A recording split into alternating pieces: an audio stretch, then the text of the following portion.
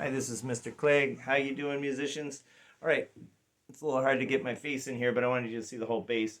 Um, yeah, so we're gonna do the bass basics just in case you missed class that day, or for you, if you want to review it for any reason.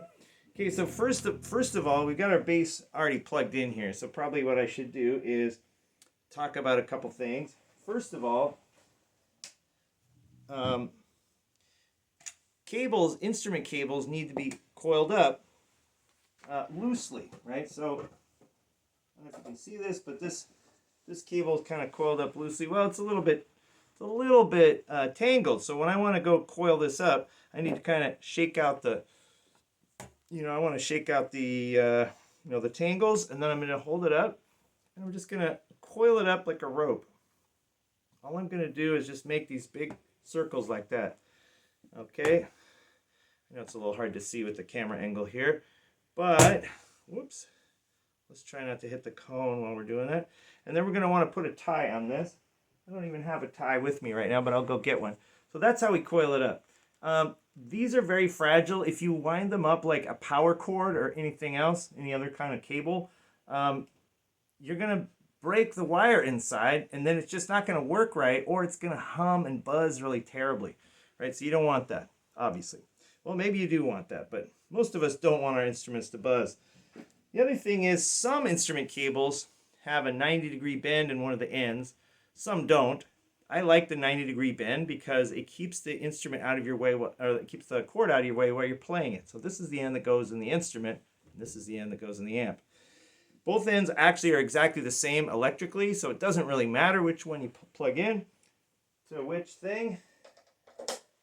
The important thing, though, too, is that when you plug it in, make sure the amp is turned off, or the volume is turned all the way down before you plug it in. This amp is off right now, so I can go ahead and plug it in. There's a thing right there. I plug that right in. And now I'm going to pass this under my leg so it's not in my way since I'm sitting. There we go. Plug that in. And now, I don't really need the strap, I guess, since I'm sitting, but whatever. Now I can turn it on. And there's a little bit of a buzz going on, but it's not too bad. So now I've got this. There's a volume knob on the amp. I should point out, amps are all different. This amp has two places where I could plug the cord. One says phones, that's for headphones. Don't plug it in there. The other one says input. That's what we want. Input from the instrument to the amp. Okay.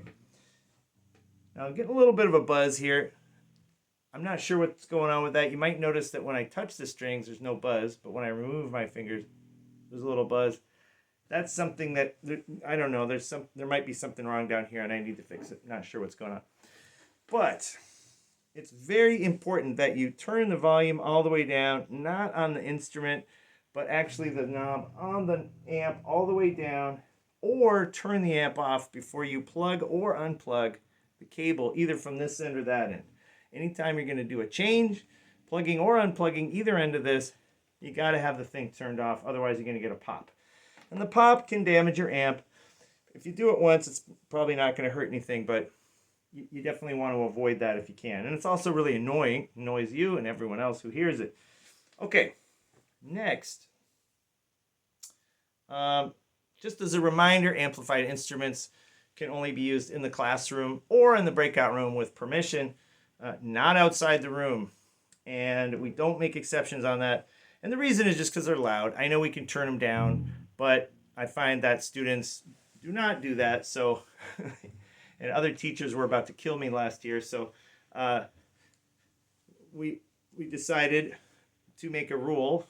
We at the school decided to make a rule that basses only get played in the classroom, and same with drums. Okay, so here we go. Next thing you need to know is the 4 strings on a bass. Are the fattest 4 strings on the guitar? I mean, the pitches are the same, right? So if you know guitar has 6 strings, E, A, D, G, and then there's a B and an E string that the bass doesn't have. But this only has E, A, D, and G. E, A, D, G. And you can remember that silly thing, Eddie ate dynamite, goodbye Eddie. Just you don't have the last 2. So it's Eddie ate dynamite, good. I guess that's good if you're Eddie and you're weird. Or you can do eating a dog gets better eventually. That thing was made up by a student of mine like 12 years ago, long before the current, let's just say, political significance of that statement. So maybe we want to avoid using that one now. But in any case, those are the 4 strings of the guitar. I mean the bass. And it's a bass guitar. There you go. So each fret, right? So these are the frets. Here is my 1st fret, 2nd fret, 3rd fret, 4th fret, and so on. Each fret is a half step note change, right? So half step, remember, is from one black key to the next white key, or from white, one key on a piano, right? So if I go from E, here's my E, open string E, right? That's E sharp. What's E sharp? E sharp's actually F, right? F, F sharp, G, G sharp, A. Now there's another way to play A. Instead of playing this string, I could play the next string open. That's also an A. That's my A string. Then I can go A sharp, B flat, B, C, C sharp, D. Well, now I got D up here, but I can actually just play D with my open string down here, this string right here. D. Anyway, that's how that works. Okay, so the other thing that you need to know about bass is that how to do it with the right hand. Okay, now I'm saying right hand, whatever hand's your dominant hand, right? So I'm right-handed, so I use my right hand here.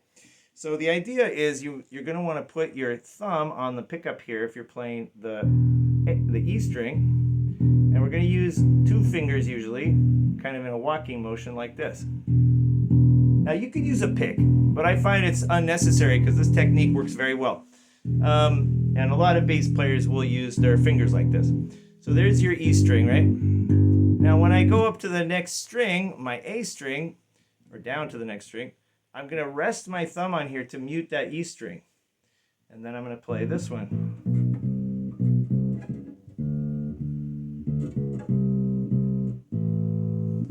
All right, and when I go to the next one, I'm going to do that, because the thing is I have to mute the other strings, otherwise they'll just ring. If I leave my thumb up here and don't move it, and then I play different things,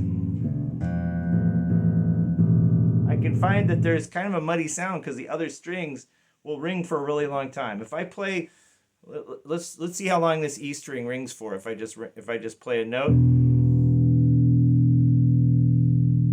it keeps going for quite a long time. In fact, it's quite a long time, right? So eventually friction forces will kind of make it go less and less and less. But man, that thing goes for a long time. You have to mute the strings. Otherwise, you're gonna kind of sound horrible. So the hardest thing for me about playing the bass is remembering or coordinating all this string muting. I know that shouldn't be that hard, but it's just hard for me to kind of keep track of that, because you don't have to do that on a guitar. Guitars, the strings, the sound dies out much quicker. So here I'm playing a G on the E string, right? I'm playing 3rd fret. That's a G. Now I got to go to a C, D.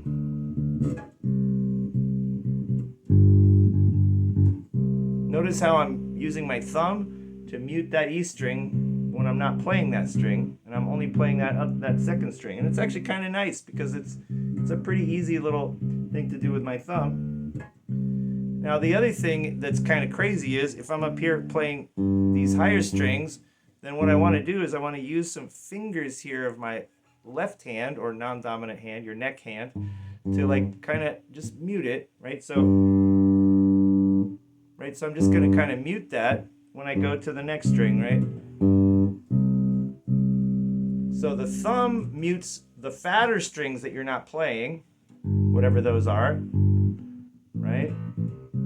And then the extra fingers on the left hand, because there are extra fingers here that aren't doing anything, they can kind of help mute some of these things. And again, that's the thumb one on the right hand is pretty easy for me, but the one that's hard for me to remember or learn is this left hand one, because I just forget to do it, and then I go, oh, what's that? Oh, I didn't mute the string, right? So then I have to like try it again. I need to just practice enough that I have this muscle memory in there, right?